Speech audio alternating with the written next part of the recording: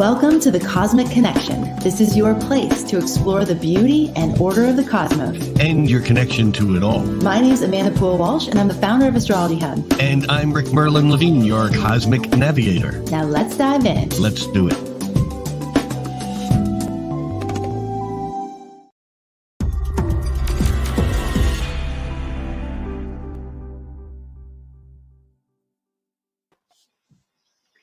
All right. Hello, everybody, and welcome to the Cosmic Connection. So happy to be here with all of you. This is a much awaited broadcast for myself personally, and I'm just guessing that probably that's true for a lot of you as well. So we're going to be doing the November forecast. And just from what I've heard from Rick already, this is a very unusual, very interesting, very important moment in time. So, Rick, I'm very excited to be here with you. Thank you for joining. And last month, so October, we had turning points as the theme, correct? I think so. Yeah. So what would you say is the theme for November? What are we looking at in terms of a thematic, overarching storyline? Turned point. Turned point. The point has turned. It's official. Okay. Yeah, I mean, the turning point of October was about leading up to November, and I think we're past the turning point, but I don't think we can tell yet. And obviously, I'm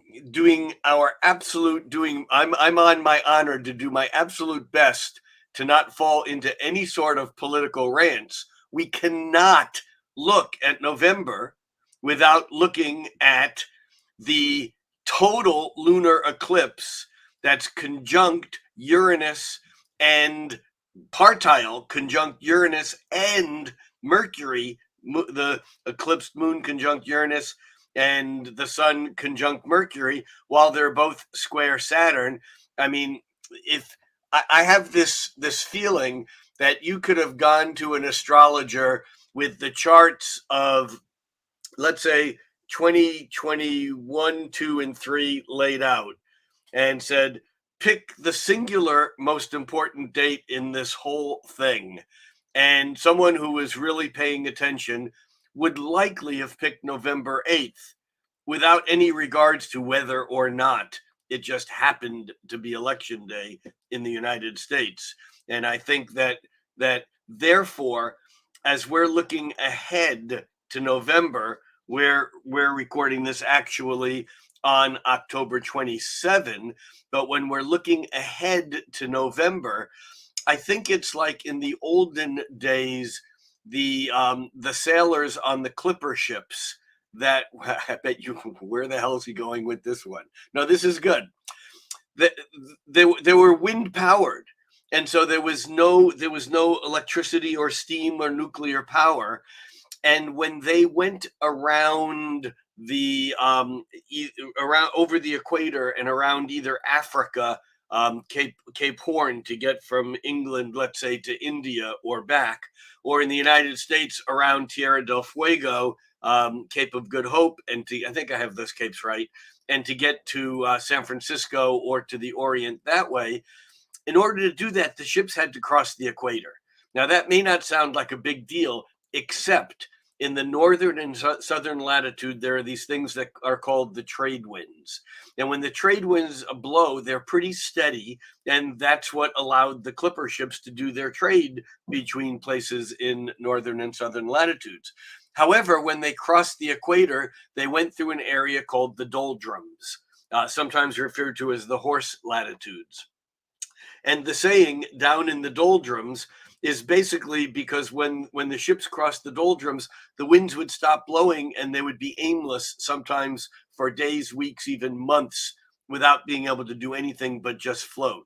Now, I don't think we're really quite down in the doldrums, but the key here is until the ships got around the bottom of either Africa or in particular Tierra del Fuego, because it was so dangerous, they couldn't take a sighting on where they were going. There was no way for them to find their bearings and make a plan, because they didn't know what would happen yet between now and the time they got around the bend. Well, that's exactly where we are. I mean, we can talk with a great deal of certainty about what astrologically is happening now in the end of October and even the first week of November.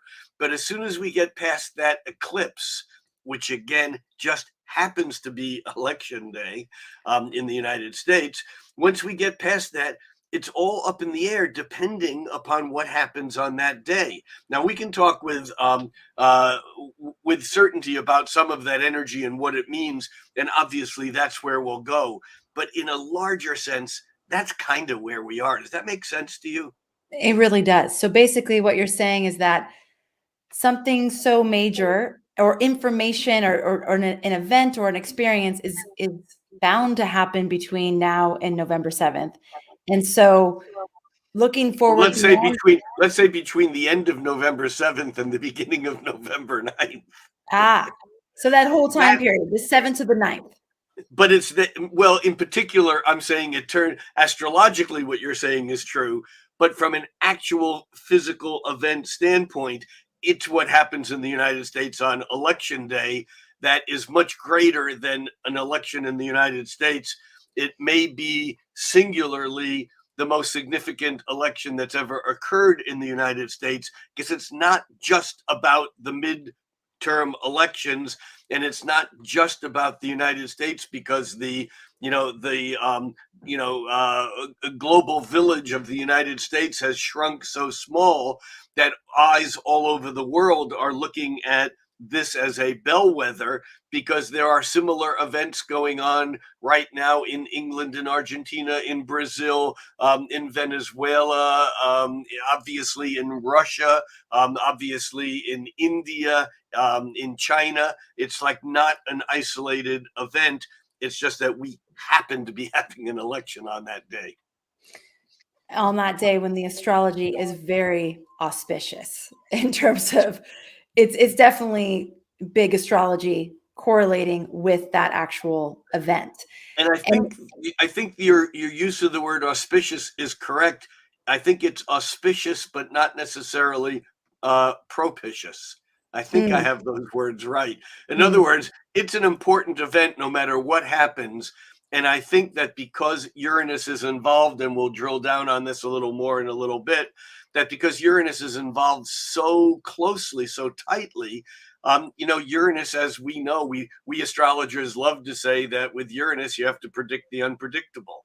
It's mhm, like, the lightning is going to strike, but you don't know where and you don't know when until it strikes. mm. And we know that lightning is going to strike on November 8th in the United States, but we don't know where it's going to strike. And well, we know when, but we don't know where it's going to strike, and we don't know what message it's going to bring.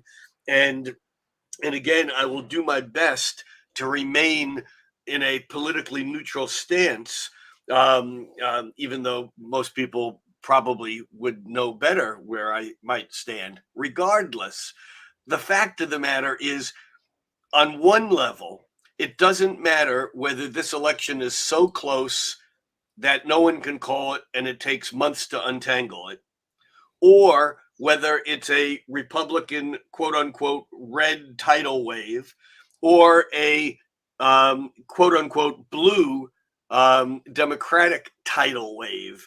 Whatever happens on November 8th, I don't want to say it doesn't matter, because it does matter, but the astrology is saying that whatever happens, it's not necessarily going to resolve, or it's not necessarily going to be clear as to what we do next. And it won't necessarily make what happened last week, last month, or last 2 years just magically go away. And that's the craziness of all of this, is that often when we see things leading up to an event, we know that this means that, and that means something else. And in this case, it's just not as clear as we would like to think. So Okay, so you said something before we went live. You said it's almost impossible to even do the astrology for this entire month up until about the 8th. And then you said something about November 15th, though, that like when we get to November 15th, there will be some clarity about the way forward, or at least there will be some clarity about what just happened. Right. And when I said November 15th in that off the record discussion, I wasn't specifically talking about anything in particular that happens on November 15th, other than there is a string of kind of, maybe sometimes I like to call these pauses in the disaster, but there is a string of a little bit of smoothness there. But I was just really meaning that it's going to take an intense week or more for us to figure out what really happened.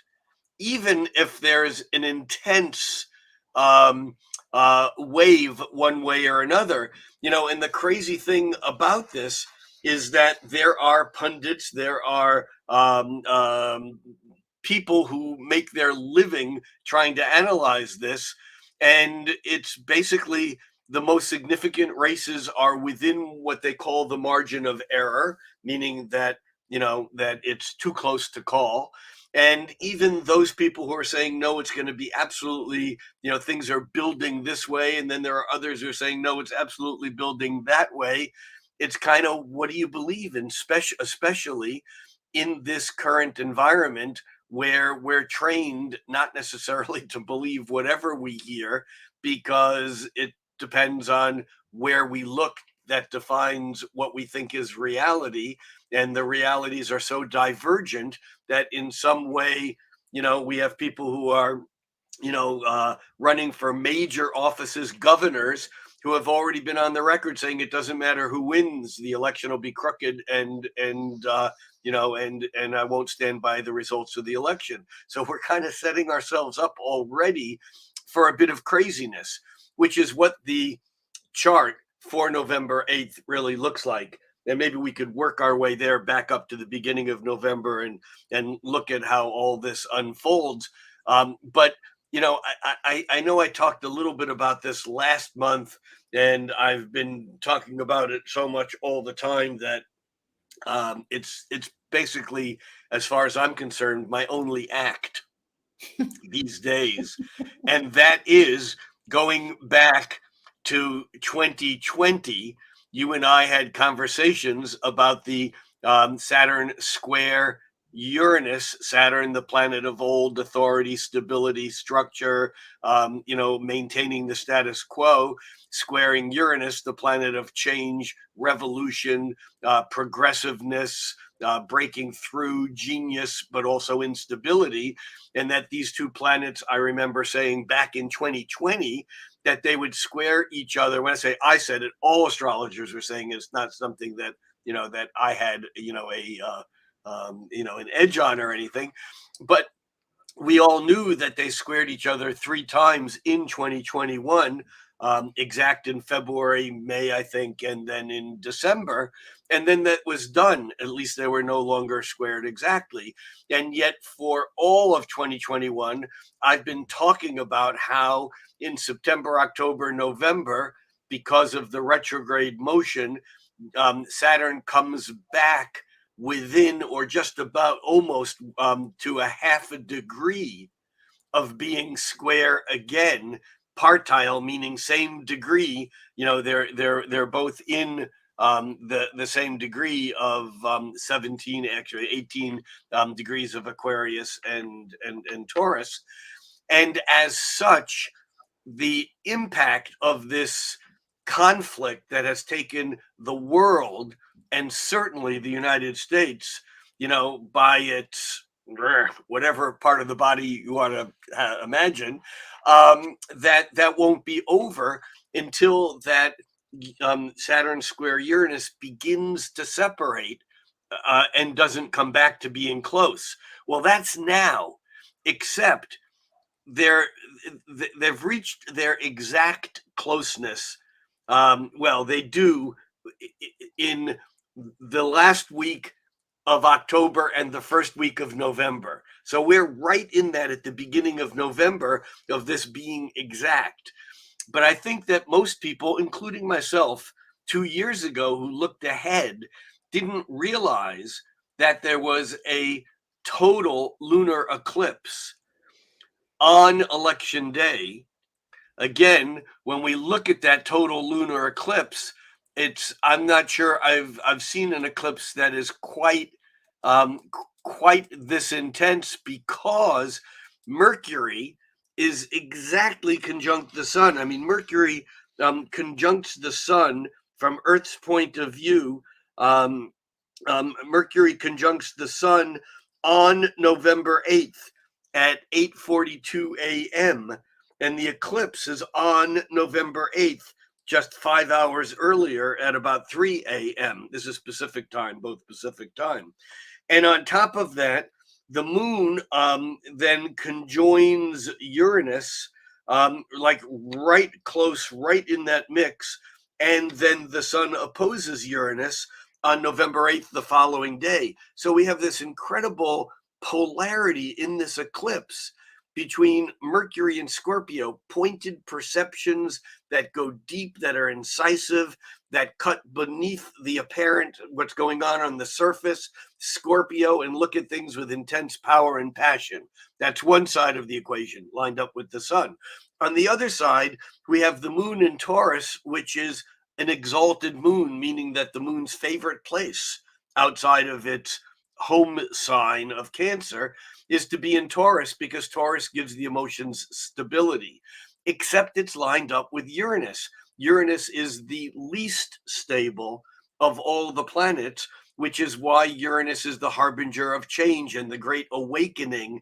And we use that word awakening, I don't understand how awakening can be a bad thing.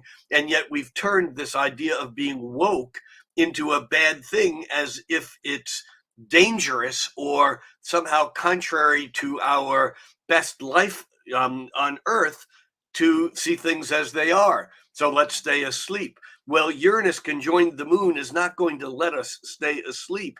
And yet, this whole opposition between the sun lined up with Mercury and the moon lined up with Uranus is 90 degrees to Saturn at 18 degrees of Aquarius.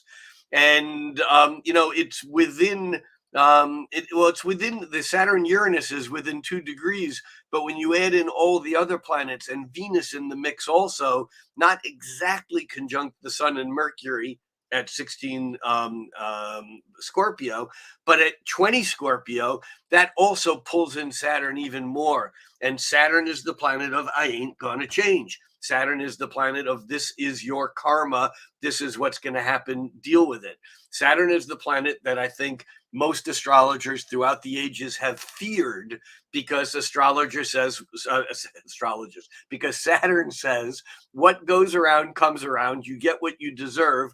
And it may be great and wonderful, and it may not. And Saturn doesn't give a crap. It's going to deliver what it needs to deliver. Now, what is that? Now we go into unknown land, because Uranus is there. And with Uranus, you never know what's going to happen once the lightning strikes. Is it going to just strike and be done? Or is it going to burn down the entire Yellowstone Park? We don't know. And Rick, what does it mean? So we have this like final crescendo of the Saturn Uranus squares that we've been experiencing since 2021. And this is like the last hurrah of this energy. And then it is going to be separating from each other, right? So do you see this as some sort of resolution to that square we've been experiencing? Or is it just the final like kick in the pants on this, and then we're going to see some of that energy dissipate? It's a perfect question, and here's the way I want to answer it. Again, it's going to sound a little contorted at first, but bear with me. It's going to make my point exactly. Copper is a metal that's quite malleable. It's why it's used to make beautiful things and art, and it's not good for war because it bends. You can't make a sharp edge on copper and have it hold. Okay, so we have copper, which incidentally, astrologically, is related to Venus, which is also not necessarily about war. That's an aside. Separate from that, we have the metal tin, which is also like copper, quite malleable. But tin also, even though it's malleable, has also a brittleness to it. If you melt tin and copper together, let's say you and I are in a room and we have tin and copper, and you want to melt it together and make a sword, and I want to melt them together and make a bowl. Either one can be made from this mixture. And when we melt them together and they cure, they actually make a new metal called bronze. The thing is that once the mixture of malleable copper and malleable tin are melted together and they cool, you can't remelt bronze. it solidifies into something else. Wow. And so we are in this state of Saturn and Uranus as two metals creating an alloy. And no, I don't think this is going to resolve the situation, because even though just as the metals are solving, you hit me over the head, I'm laying unconscious on the workroom floor, and you turn that into a sword, that doesn't mean that when I wake up, I'll go, what the hell just happened? I don't want a sword. I've never wanted a sword. I still don't want a sword. I want that bowl. Doesn't matter. It'll be solidified that way, and we can't go back and undo what has been done once the alloys cure. Do you understand what I'm saying? Wow. That's Yes. why I think November 8th is so intense and so powerful. And for all those people who say, I don't vote, now I'm in the United States, I don't vote because it only encourages them, or you can vote for this character or that character, you still get the government. That all may be true, except I would say, and I've said this before, in theory and practice are the same. And in theory, it's true. Don't vote. It only encourages the idiots. Okay, I didn't really say that. On the other hand, there is a very practical side to the lesser of evils. Even though you don't necessarily want to vote for the lesser of evils, you'd rather vote for the person who's going to really make the changes that you know and I know and we all know need to be made. That's not a choice. So all I can say is that when we don't vote, we're basically voting for the course of least resistance, which may not be what we want. So get your asses out and vote. I can't say I don't care who you vote for. I do. But I'd rather you vote than not vote, whoever you vote for. Okay, Rick. So in your analogy of the copper and the tin Yeah. becoming bronze, which Yeah. is you're essentially saying something has happened in this process of these Saturn Uranus squares that is in whatever this crescendo is on the 8th, 7th through the 9th, it's hard to pinpoint dates, right? But around that time frame, something new is created, has been created from these energies, and it is unchangeable. Like, we are not going back. There is no, something happens that just creates a change that is just, it is what it is. And that's the process of the Saturn Uranus square. There's no like big, oh, we all come together at the end of it. We all have a resolution of the old and the new. It's like actually something new happens out of it. And that thing is unchangeable. Yeah, and when I say unchangeable, we need to be careful there, because I don't mean unchangeable forever. I mean it sets in motion enough reality that that's not going to be undone. We look at the long sweep, the long arm of history, and we do see a progression toward a higher awareness or more consciousness or more kindness or more, I mean, we see these things, but then for years and even decades at a time, it's like we're blasted back into the Stone Age or back into some horrific situation, whether it's climate stuff or war stuff or or some political leader, whether it's being alive in in Germany in the 1930s into the early 40s. I mean, there are there are trajectories that make things look like this is the end. And all I have to say as an astrologer is I cannot and I will not predict what will happen on election day. And yet I know that whatever happens on election day is going to feel very, what was the word you used, auspicious. But it's not the end, because there is no end, because history is cyclical. And there's that wonderful statement that's been attributed incorrectly, I should say, to Mark Twain, that says history doesn't repeat itself, but it rhymes. And there is something about those repeating patterns, even of the Saturn Uranus cycle. We can look back and see the financial disruptions and or the governmental disruptions, but we always come back, after the last, Saturn Uranus, the real estate crash, what was it, the fall of 2008. I mean, there were people like during the beginning of the Great Depression here in the United States, who were ready to jump out of, office buildings and kill themselves because they were sure it was the end of the world. Well, I'm here to tell you that it takes a whole lot of ego to think that this planet is going to end, or that history will stop, or that a country will be over during your lifetime. I mean, there are great changes, and these great changes are coming to a bit of a head this month. But I don't think that there's anything out there that we don't or can't already see. I think part of the problem is, and maybe my hope is where the lightning strikes. Remember, Uranus is the planet of awareness. And once the lightning strikes, you can't unsee what you've seen. In the middle of the night, the lightning strikes and you can see the rusty old car in the field across from your house and the mountains in the background if you happen to live where they're visible or whatever. And then a moment later, it's completely dark again. But in your mind, you know what you've seen. And I think that part of our current situation is that people on two sides of a very extreme spectrum both believe that the other side is not seeing the truth, whatever the truth is. And so I think that before I say what I think, I want to say that I've heard so many astrologers talking about the doom and gloom of this horrific election day chart of a T-square, a powerful, T-square with an eclipse in Uranus and Mars retrograde, which we haven't even talked about, and Mars squaring Neptune, so no one knows what's going on, and all these things are so horrific.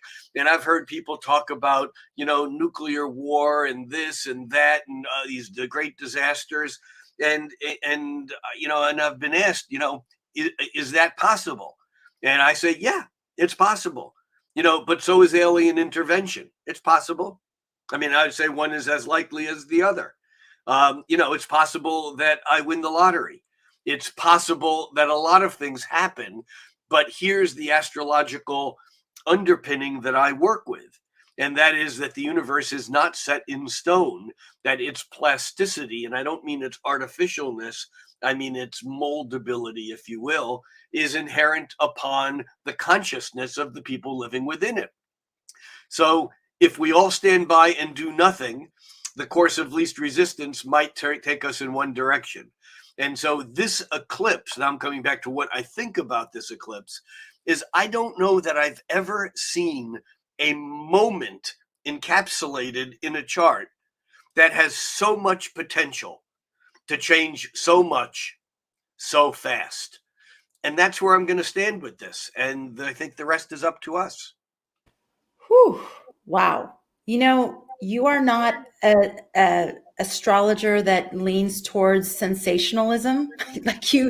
This is why when you say things like this, we pay attention, because I don't hear you saying this every month. I don't hear you say, "Oh, this is the biggest astrology ever," and blah, blah. This is obviously. In fact, when people say that, I'm the one that goes, "Yeah." Exactly.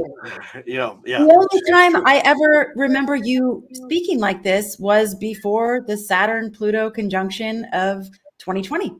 Right. That's the only other time I remember you saying things so strongly about what you're seeing. Which in fact, it turns out, spawned COVID, the Me Too movement, and maybe most importantly, the Saturn-Uranus square.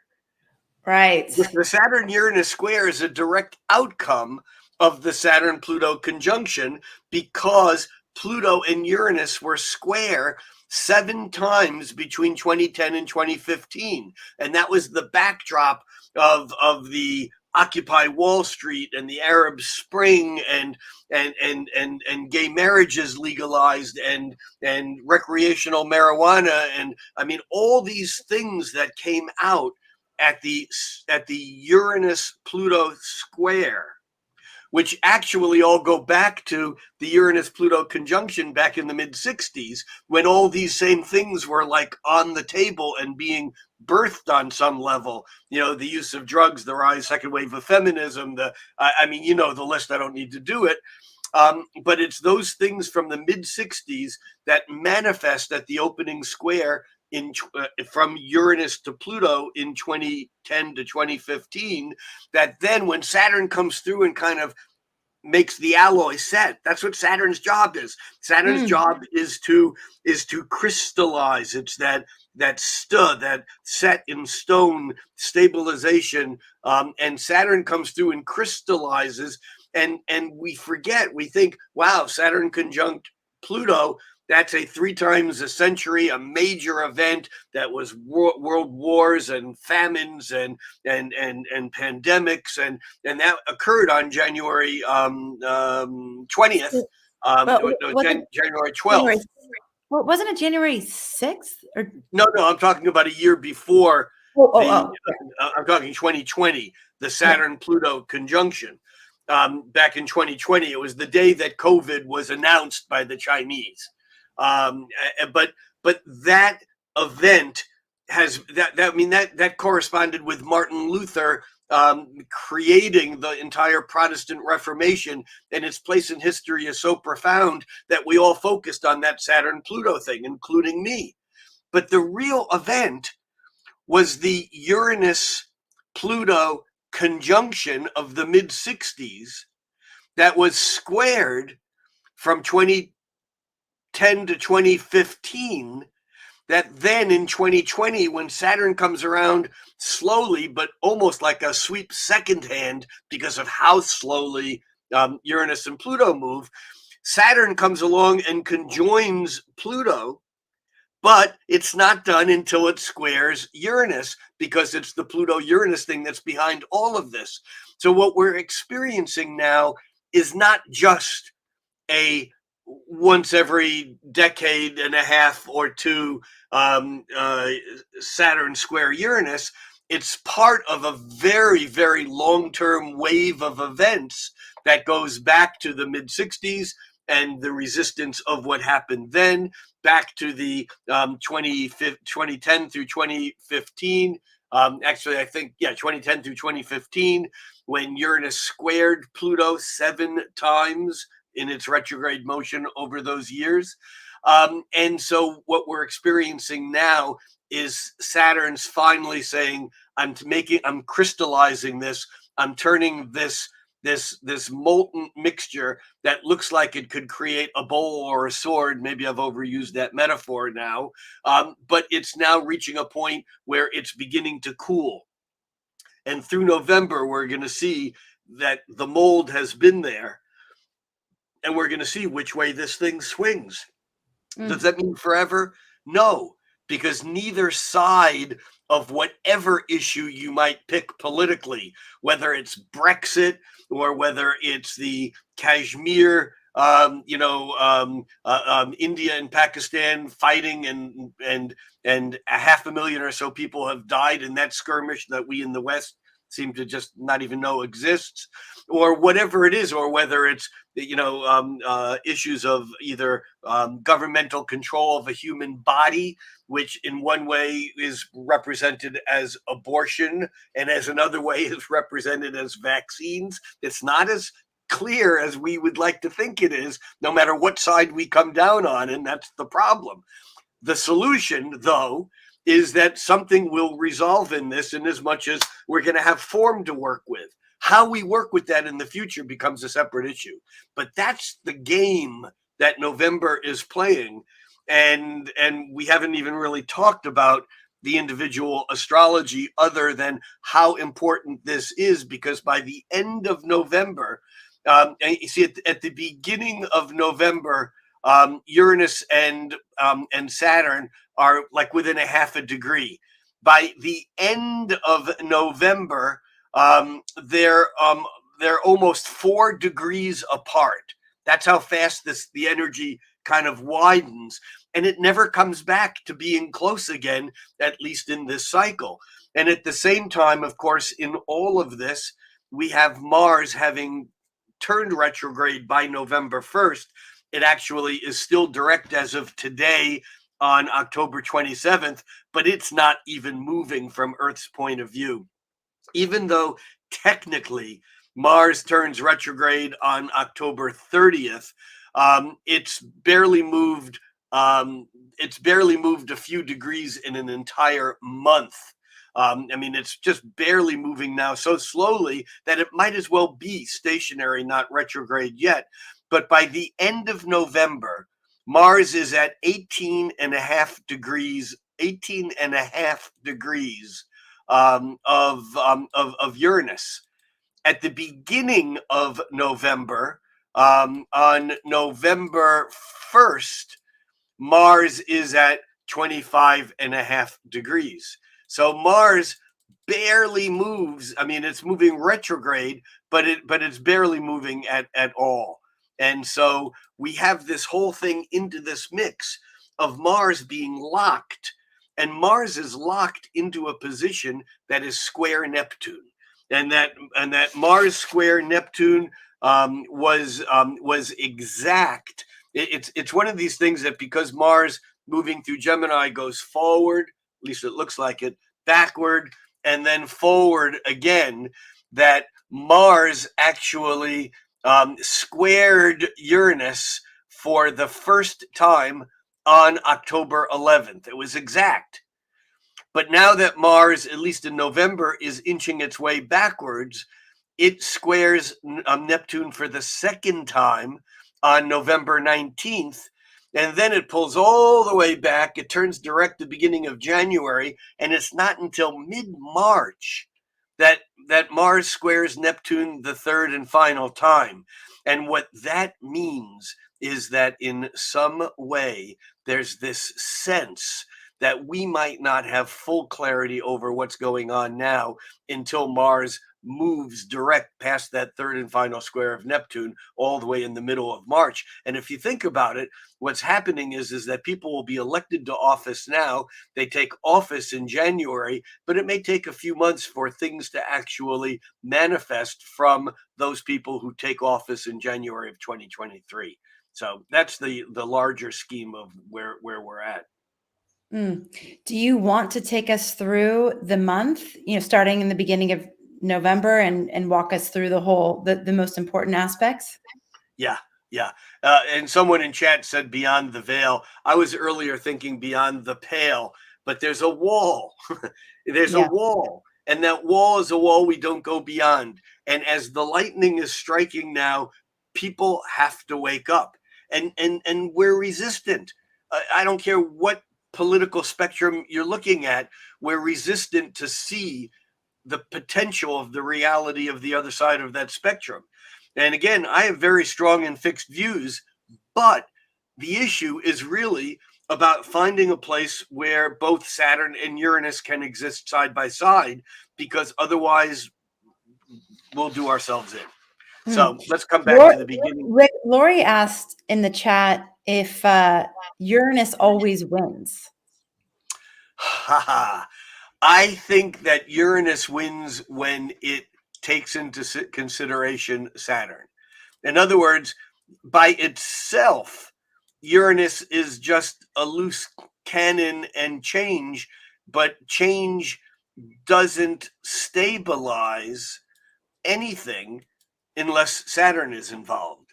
And so here, I know what she's asking, and I would like to imagine that the slower moving planet is the planet that dominates.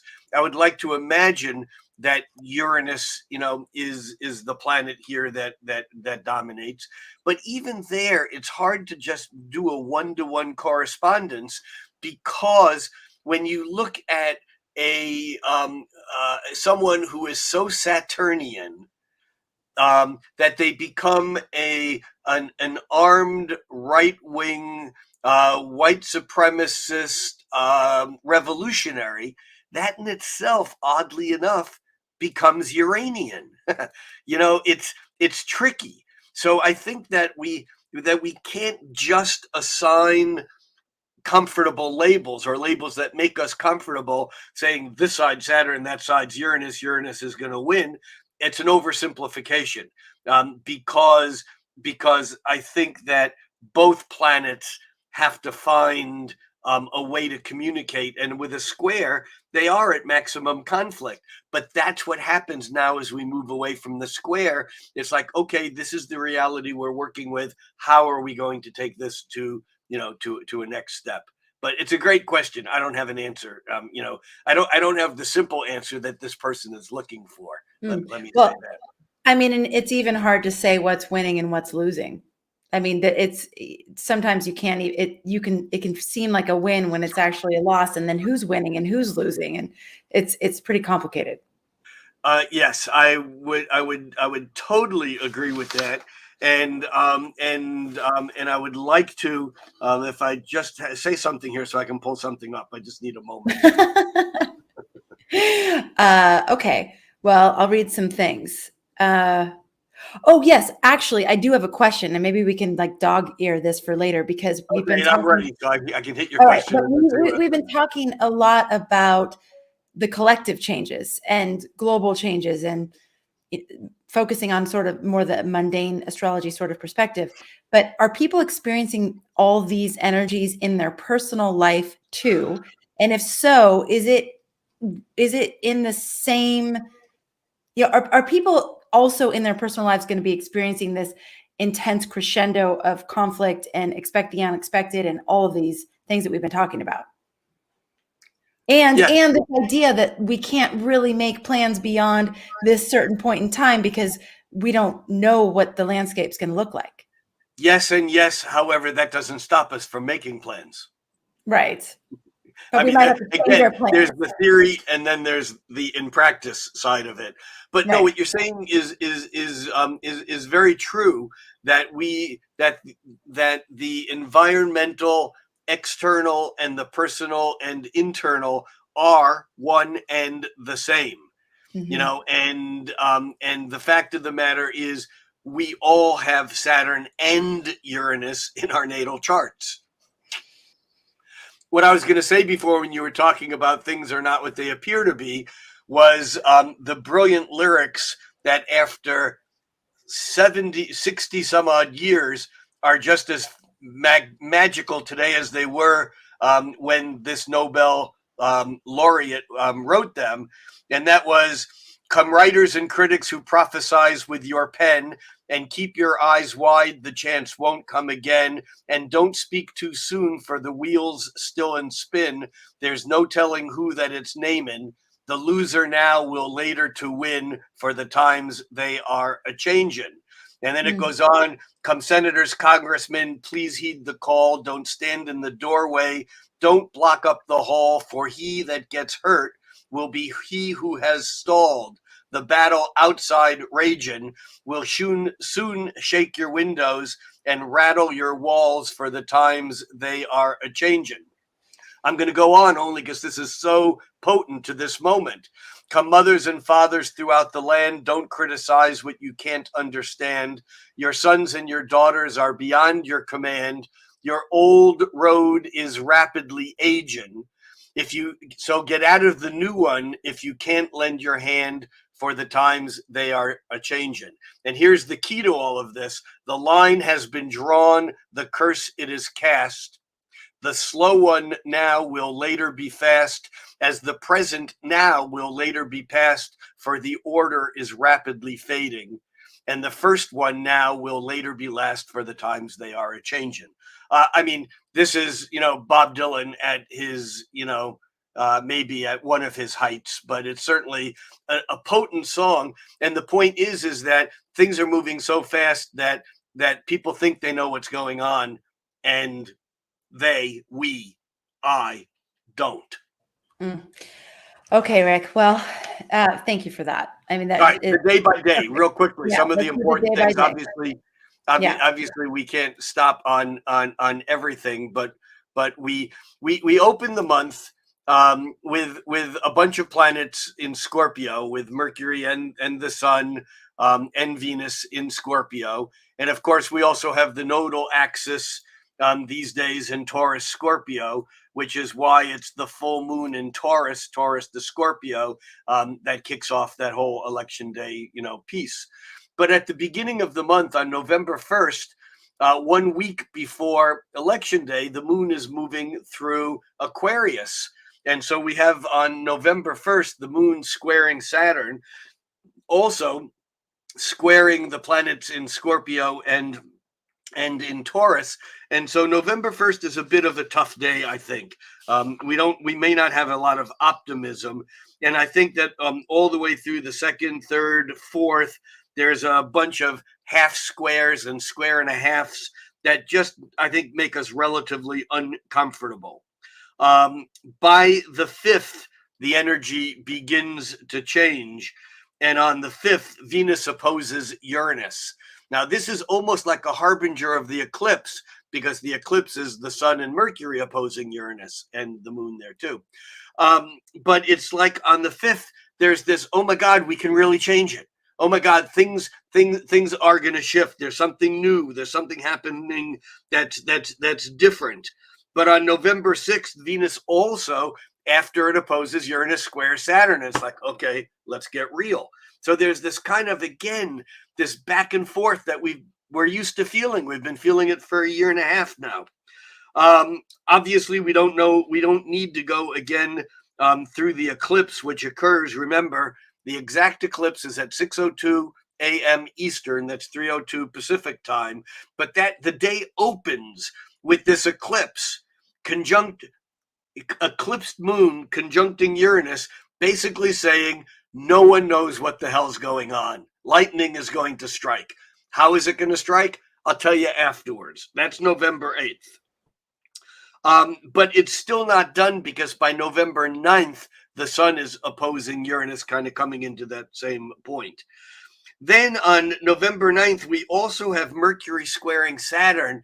And this is interesting. It's midday Pacific time, but it's a bit of a reality check. It's like, well, whether you like it or not, this is the way it is. This is what happened. And yet the following day and days, there's this dance between, on the 9th, Mercury squares Saturn. On the 11th, the Sun squares Saturn. This is the way it is. Adjust your thinking. But in the middle of that, we have Venus making a trine with Neptune. Venus is our desires and what we would like, and Neptune is our dreams. And so it's almost like we're not willing to let go of our dreams, which may be a good thing. But on the 10th and on the 12th, first Venus and then Mercury, our thoughts are harmonizing with Neptune. And then over the next several days, through the middle of the month, there are several planets that make trines. On the 12th, Mercury trines Neptune. On the 13th, Venus sextiles Pluto, trines and sextiles. On the 14th, Mercury sextiles Pluto. On the 14th, the Sun trines Neptune. There are these planets that come into trining and sextiling Neptune and Pluto. On the 15th, Venus trines Jupiter. This is optimistic. This is like whatever it is that went down, there's people are doing their best to frame it in a way that's positive, regardless of whether or not they agree with what the outcome seems to have been. And on November 15th, we also have Venus moving into Sagittarius. And this is the first of the Sagittarian ingresses, that Venus moves into Sagittarius on the 15th. And then that's followed by Mercury on the following day, I think. On the 17th. and then it's followed by the sun on the 22nd. And so we move from this, and then in fact, the new moon, which is also in November that we should talk about, is on the 23rd. And that new moon is basically the new moon in Sagittarius, which means unlike the beginning of November, by November 23rd, we have the sun, the moon, Mercury, and Venus all in Sagittarius. All in Sagittarius, and they're all making trines as they move from Scorpio to Sagittarius. They're making trines with Jupiter, which is backed up from Aries to Pisces, and trines with Chiron, which would lead one to believe that there's possibility here of healing. Now, remember, most of November has Jupiter backed into Pisces, almost as if it's a time for a remedial lesson in compassion, in what can be gained by being kind and being compassionate and being open. Jupiter at home in Pisces. But Jupiter turns direct on November 23rd also, and it quickly moves out of Pisces by the end of the year in December back into Aries. So we have this little window of maybe going back and trying to refigure out what happened and get some of that stuff right. But back to the middle of November. So we have some clarity or some, again, I used the words earlier, a pause in the disaster. Not sure it's a disaster, but there's something in here that gives us an ability around those middle days of the month, starting around the 12th through the 16th, 17th, when there are a bunch of trines and sextiles, and Venus and Mercury both move into the hopeful sign, the sign of let's move into the future. Let's just go, with what we have. But then on November 19th, Mars squares retrograde Mars squares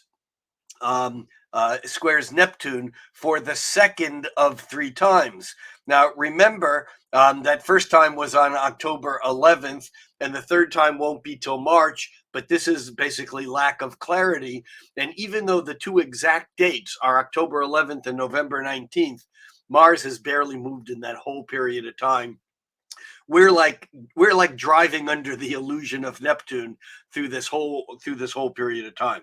By the 21st, excuse me, Mercury lines up with Venus, and the sun moves into Sagittarius, and we have that new moon in Sagittarius. Actually, where Venus and Mercury are trine Chiron. Again, the potential here for healing, self-healing, forgiving others is very high, and yet we also have that Mars-Neptune cooking in there. We need to pay extra attention during this whole period of time about what's real and what's not real, especially because Jupiter, the largest planet in our solar system, turns direct on November 23rd, which gives us the energy to be hopeful again and look at what's coming up in the future rather than what's gone on in the past. Now, on the 24th of November and the 25th of November, these are the dates exactly when Venus and Mercury, one at a time, are exactly trine to Chiron. Chiron, the wounded healer. Chiron, the teacher. And again, I think this is what comes out of the new moon on the 23rd, is this potential to learn, this potential to be compassionate. And that even means, I think, be compassionate with one's enemy. By the 26th, 7th, it's fairly quiet astrologically. By the 28th, now Mars trines Saturn. This to me is a really interesting deal because that Mars trine Saturn brings up to me an issue that has been cooking in astrology. And the question is, what happens when good planets make bad aspects or bad planets make good aspects? Now, I'm of the belief that there's no such thing as a good or bad planet, but traditionally, historically, Mars and Saturn are the malefics. They're the greater malefic. Saturn, and the lesser malefic or badass Mars. And so what happens when two bad planets make a trine as they do on November 28th?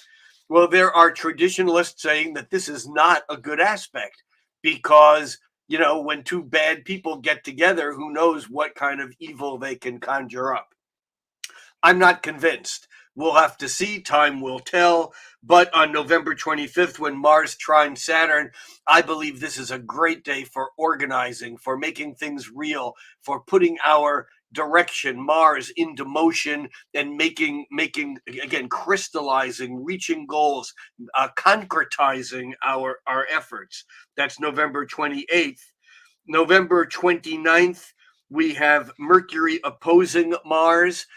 This may be a day when we're talking shit, where maybe where maybe our physical energy, Mars, is not following through with what we're saying. Mercury, that's a good potential there. But also on the 29th, Mercury is sextiling Saturn. So again, Mercury is picking up on this Saturn-Mars thing, which I think is absolutely excellent for making things happen. And then we close the month on the 30th with Venus opposing Mars, and Venus and Mars being the lovers. When they are opposite one another, they can either be fighting or making love. It's hard to tell what will happen either globally or individually, but this is an incredibly creative aspect, and it's also one that is fraught with differences if we don't respect the other person.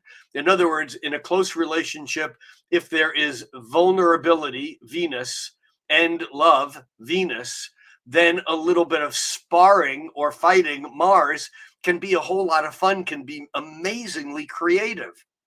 On the other hand, if there's no respect, this can quickly degrade into a real conflict. So that's the rough run through the month at high speed.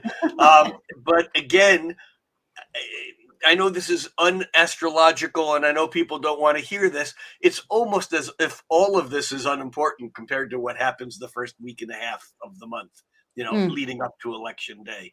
And again, that is the day to watch, and then that is the day to react to. But when we react to it after it happens, there's no undoing what's been done. It's bronze. I was going to ask you that too, Rick. In terms of people's emotional state or stance or attitude or perspective towards all of this, do you have any input in terms of how people can, what would be the most productive sort of stance towards it all? Valium, Xanax. No, I say that tongue in cheek because I don't think that dulling our senses is in any way the best thing to do at this point in time. In fact, if we're feeling okay with everything that's going on, there's something wrong with you. I get from people all over, I did a little mid-month update, which is available on my YouTube channel, youtube.com/Rick Levine. That normally my mid-month update I only release to my patrons under subscription, but because this was so important, I released it to everyone, and it's pushing 50,000 views already just in a week. Wow. But there's like close to 500 comments, which is 3 times as many as I normally get. People are worked up. People are frightened. People are cocky and overconfident on both sides of every extreme that you can come up with. People are not okay with the current energy, and people are looking for resolution. Now, the question is the energy so far out of whack that people are, and I know people who are this, basically saying, it's too crazy, I'm just staying home and closing my doors and windows and not going out, not going to vote, not getting involved in watching any of these, hearings, not paying attention to, I can't, it's all too overwhelming, goodbye. Unfortunately, that is not necessarily a help, because denial or ignorance is not bliss. It's simply ignorance. Mm. And the number of people that I've heard say, and this is as close to political as I'm going to get, and it's not really political unto itself, the number of people who have, that I've heard, both politicians publicly and people I know, say the January 6th commission is just a bunch of political show. It's nothing. But those same people won't watch any of it.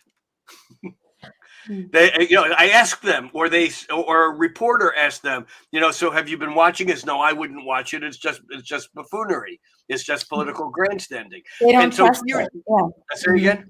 They don't trust it anyway. So But here's the thing: is that whether you trust it or not, or whether you think it's political grandstanding or not, for someone to basically say it is this and not see what it is basically self-enforced ignorance. That it's one thing to say something after you've perceived it, and that's cool. I'm okay with that. But it's like we live in this world where, because of the internet, because of the ability to monitor and to what's the word I'm looking for? Manipulate. That's not quite the word. To alter what it is that we receive. That we've all live in environments where we're receiving the feedback that feeds whatever our illusions are. And I'm going to say it's all illusion from one end to the other. But I would say, what does that mean people should do? People should basically step out of their comfortability and try to be aware of what's going on so they can make informed decisions. That's all.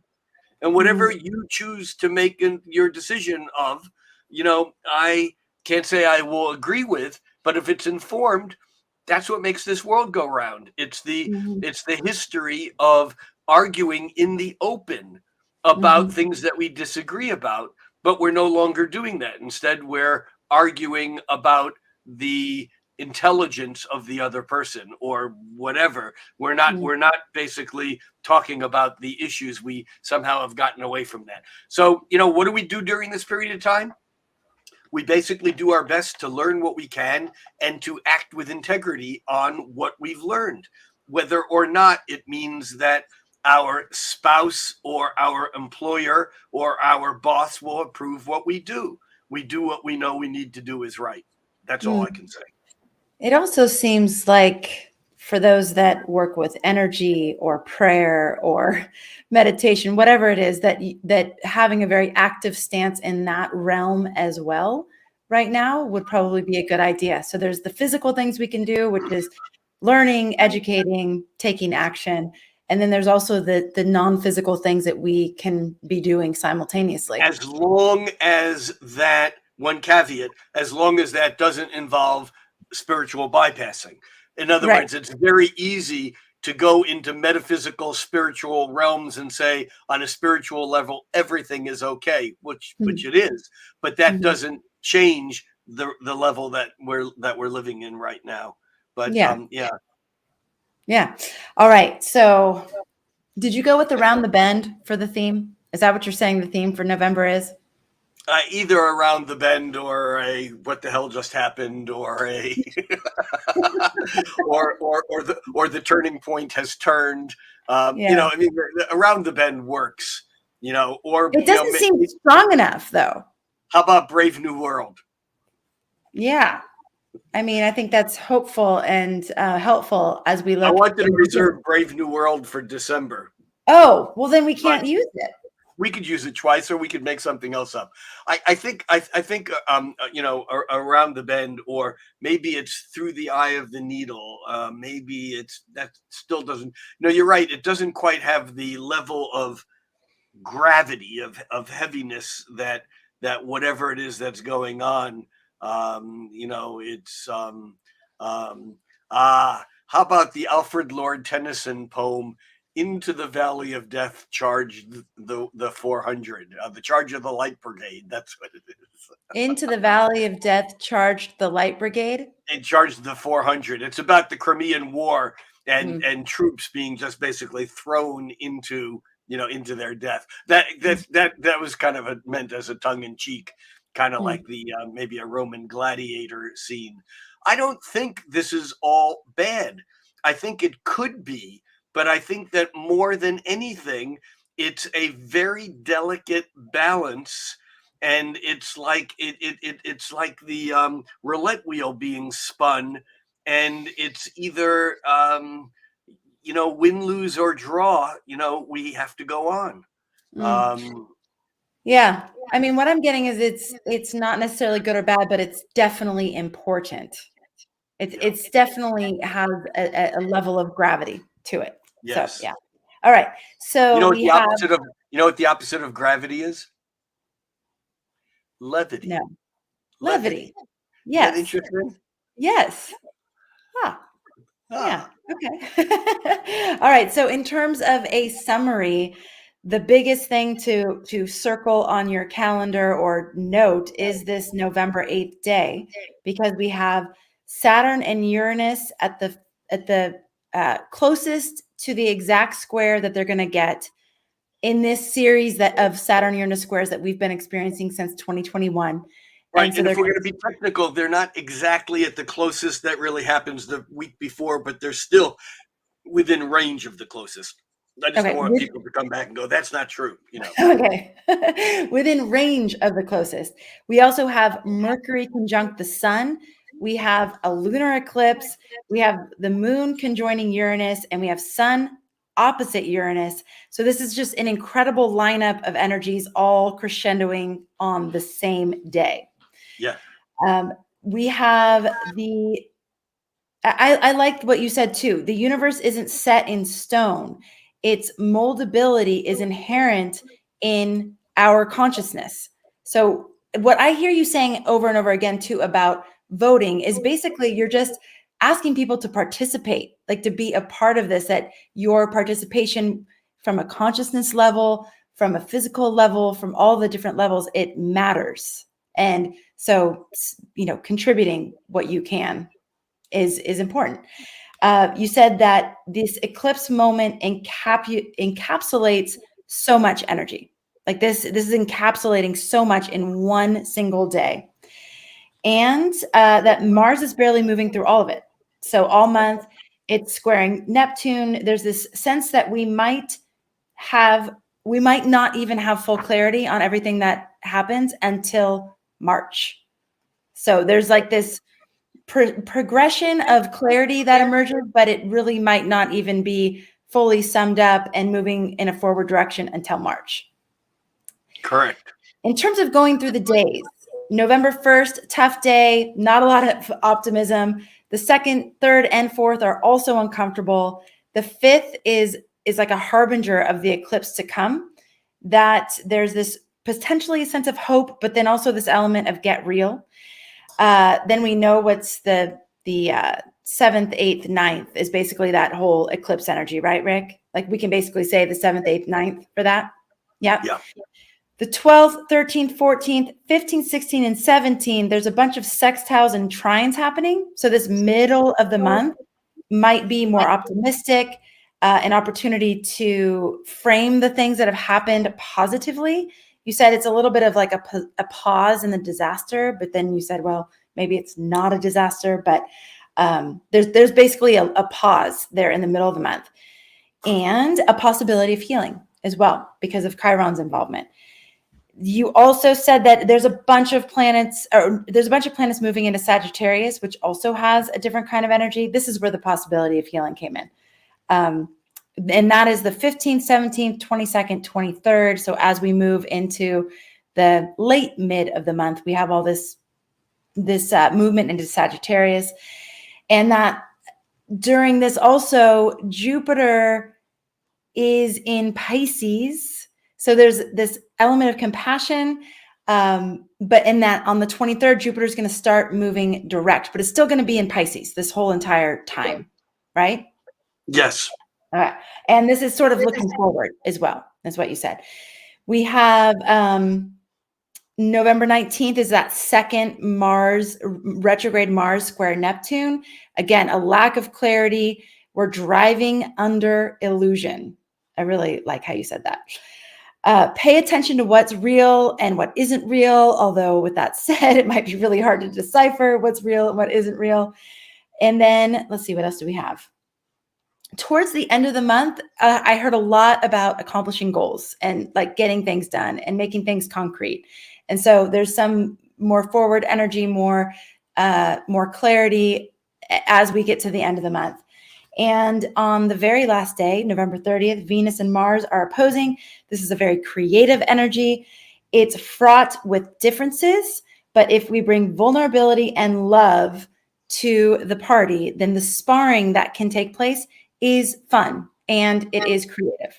So respect and vulnerability are the key ingredients there.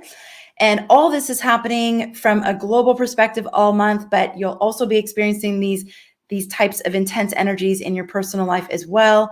And participate. I think that's yeah. Go. Yeah. So hypnicity typed, I fear there's going to be a huge loss of life. Someone on my YouTube channel, again, I think I mentioned earlier, said, I predict that there's going to be a nuclear war. These predictions do no use at all. Keep them to yourself. We don't need this negativity. We all live with the angst of what we know is out there. And I'm not saying that we should be in denial. Instead of fearing that there's going to be something, we should be working toward participating, as you said, Amanda, toward making sure that we do what we can to prevent the worst case scenario from occurring, whatever that is. If we do nothing, we lose our right to complain if shit gets bad. That's my philosophy. I mean, there's lots of reasons that are higher, have more integrity of why we should do the right thing. But ultimately, if we don't do the right thing, we can't complain if things don't go our way. We don't have the right. You know, Rick, I'm thinking about that too from the perspective of when you take action on something, even if you don't think your action matters very much, like even if you think the system's rigged, even if you think it's all a bunch of BS, if you are actually taking the action towards the thing that you believe in, that has a force and a momentum behind it. So I think, you know, as you're speaking, these are the different kinds of things that are coming up for me because you know, I'm definitely of the camp that's just like, does it even matter? Like, is it a waste of effort? Is it a waste of energy? The thing is so messed up. What difference is it going to make? You know, maybe the whole thing needs to just kind of crumble on some level. And I hear what you're saying though, because if there are actions that we take now, that it has ripple effects that might not be directly related to this particular thing. So we can each think of ourselves as the butterfly flapping its wings, you know, off the coast of China, which in a model of randomness actually can create, you know, a major event in the Atlantic Ocean or whatever. Right. We're all like that. We all, you know, every little thing becomes part of a greater whole. And that's really kind of, I think, the deeper lesson of what it is that's going on, you know, now. And, you know, fearing that there's a huge loss of life, there's a huge loss of life of every day, you know, every day. I mean, there's wars going on right now every day. If you lived in Kyiv, for you know, example, you know, every day there is bombing and people being killed. There are people being killed on the streets, even in this country, every day. So, yes, there's going to be a huge loss of life. But are we going to focus on that, or are we going to focus on trying to do whatever we can individually that can add to whatever the quiet wave that may not manifest for days, weeks, months, years, or decades? And that's, I think, what's incumbent upon each and every one of us if we're paying attention. And I love T Dragon Lady's main takeaway from all of this, which was looking forward to meeting the aliens. Okay, so here, just a quick aside, I actually did a couple of hour stint on a radio show the other night called The Other Side of Midnight. Richard Hoagland, who wrote the original Face on Mars book, The City on the Edge of Forever. Yeah. And there's a lot of stuff going on right now that is pushing very strongly toward this disclosure, what people call disclosure of the quote unquote alien agenda. I'm not here to to today, although I think we've talked about this on one of our cosmic conversations in the past. Mhm. I'm not here to say that this is likely. However, it it is likely that we may find ourselves, in some ways dealing with a deeper level of disclosure when it does come to alien awareness or consciousness or beings than we had prepared for. Interesting. Okay. All right. Well, an amazing month ahead. I'm so grateful to be here with all of you and to have this astrological insight and foreshadowing so that as we go into it, we're not. I often think about people who don't have astrology in their life. I'm like, oh my gosh, like you get so caught off guard and blindsided by these things. We at least know some big things are up. So it's really helpful, I think, in terms of being able to integrate and meet whatever comes our way. Not that we know exactly what that's going to be. Rick, thank you for your generous contribution of time and energy here at Astrology Hub every single month. And just looking forward to more opportunities to connect with you throughout the month. And yeah, thanks to all of you for being here. Thank you for being a part of our community. Thank you, as always, for making astrology a part of your life. If you want to get the Cosmic Insider, which is our free newsletter, which gives you a roundup of all the different podcast episodes for the week, as well as a breakdown of the energies by day, you can go to astrologyhub.com/insider. Also, if you have not yet taken Rick's Astrology Foundations series, which is a series of classes that we did here at Astrology Hub with Rick, it is amazing. Highly recommend you check it out. astrologyhub.com/foundations1. In addition, this is just a little foreshadowing. In February of 2023, we will be having Rick's quintile and septile course that a lot of you have been looking forward to. Rick is one of the only astrologers who really breaks down these aspects, and he uses them in his practice so much that anytime he's talking about it, it's like, gosh, I would love to know more about that. So he is going to be teaching that course or workshop or series of courses with us in February of 2023. So more to come on that. And in the meantime, take care, everybody. Take care of yourself. Lots going on. And just wishing you all the best. Take care. Oh, you're muted. You're muted. You're muted. Thank you, Go. Amanda, and everyone who has attended here. And I look forward to seeing you around the bend, wherever that may lead us. Yes. All right. Take care, everyone.